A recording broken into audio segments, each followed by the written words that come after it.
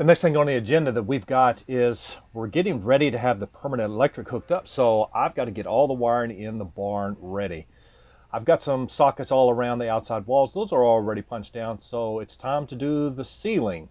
Now up here, the socket I'm doing now is a plug that will be for the garage door opener.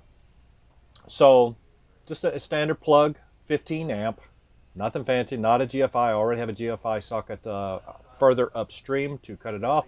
So all I have to do is splice it, cut back the wires, strip them, and push them into the back of the sockets. It is simple to do. The only problem is I'm doing it up on a 2 bucks of scaffolding, 16 feet in the air, and it kind of makes your legs a little queasy.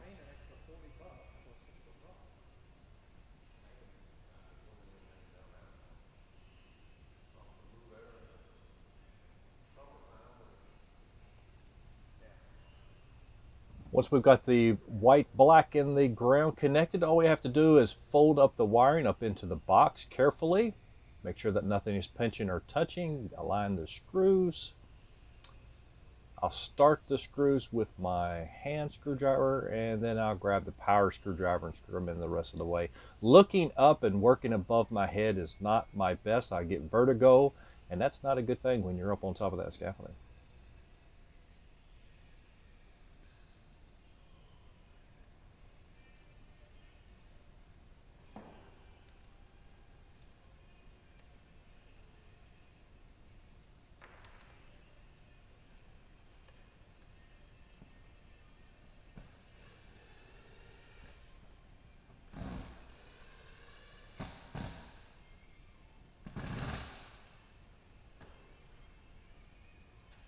Now all that's left to do is go ahead and put a cover plate on it. Got white to match the floor. Trying to be very careful not to drop the screw or the plate because it's a long way down to the floor.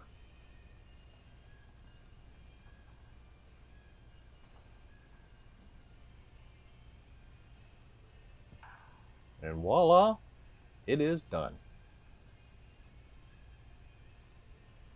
Now we're going to have to do the fun job, which is to put in the sockets for the strip lights that are going to go and light the garage.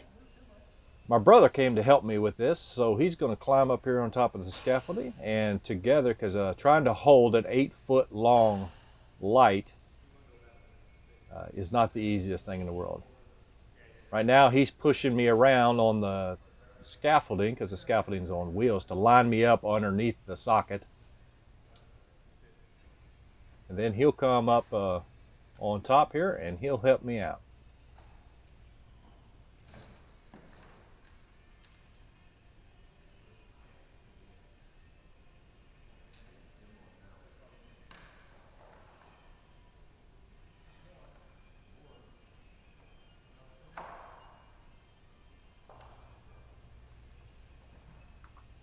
So what we're going to have to do first is we got to prep the lights themselves.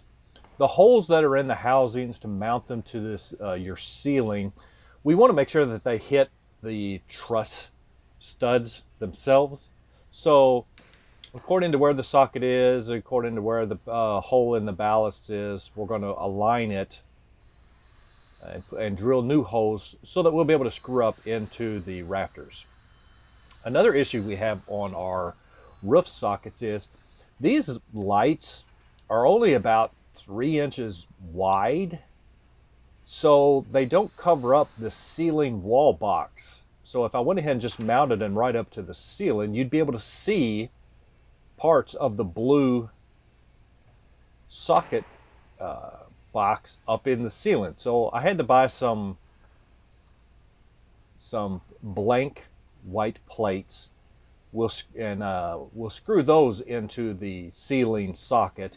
It has a hole in it. I'm going to drill a hole in the center of it so that we can run the wires through it. That way when you look up, you'll see the white ceiling with the white light housing and that white cover covering the blue ceiling sockets.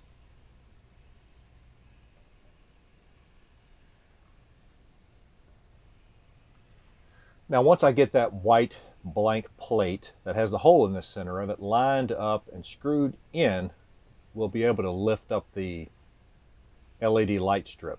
I ran the wire through the hole in the center, so that's hanging down, and then we'll make that connection to the housing.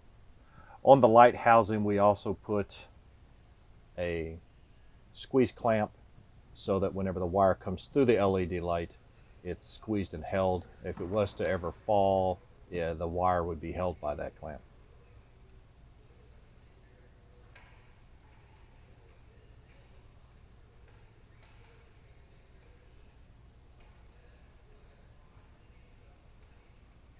All right, time to lift the first one. This is why 2 people are necessary. Number 1, it's 8 feet long. Number 2, it's awkward as all get out when you're 16 feet in the air on top of 2 bucks of scaffolding with no handrail. And 2, you have to have the LED fixtures hanging out so that you can get to where your screw holes are so that you can screw it to the roof. And we will be drilling through the metal roofing of the roof into the studs of the rafters. Now, what you really can't see here too much, but my brother was not too happy about being up that high. Periodically, he would put his hand on the ceiling to sure himself up.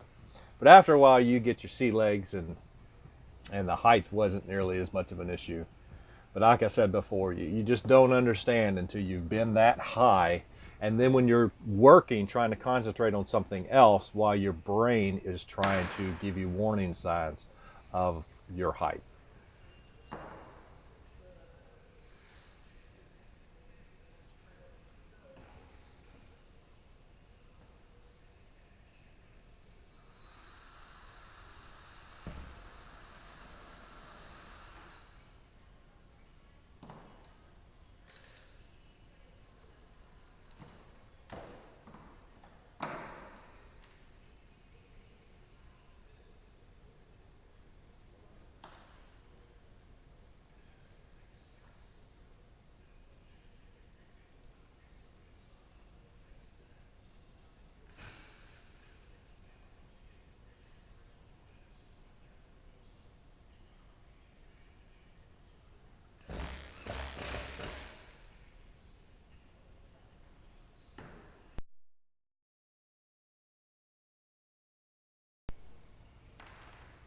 I use the impact drill to drill these screws through the metal and into the roof stud.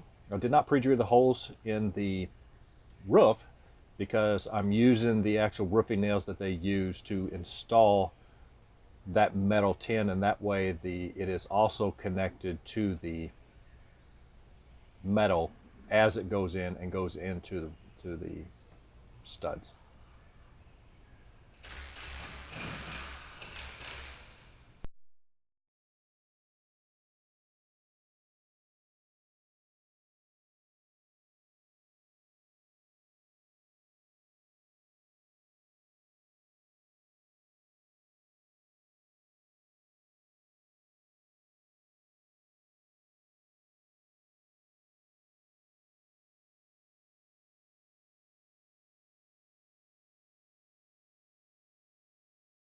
So once it's securely mounted to the ceiling, all I got to do is bring the wires through, cut them off to length, strip them off, and then we'll use twist caps to put the wiring together. Same thing, white to white, black to black, ground to the ground. And then once we're completed with that, all we have to do is reassemble and snap the LEDs back into place, and she will be done.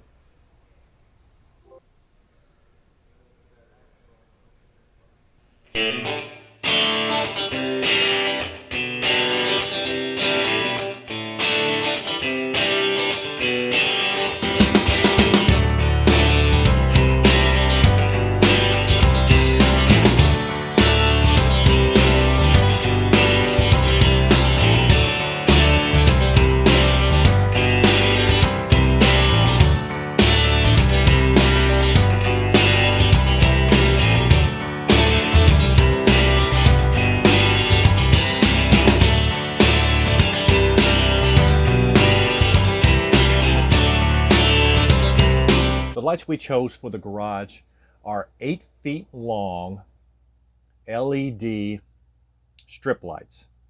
These lights put out about 7,200 lumens a piece at 4 to 5K, 1000K.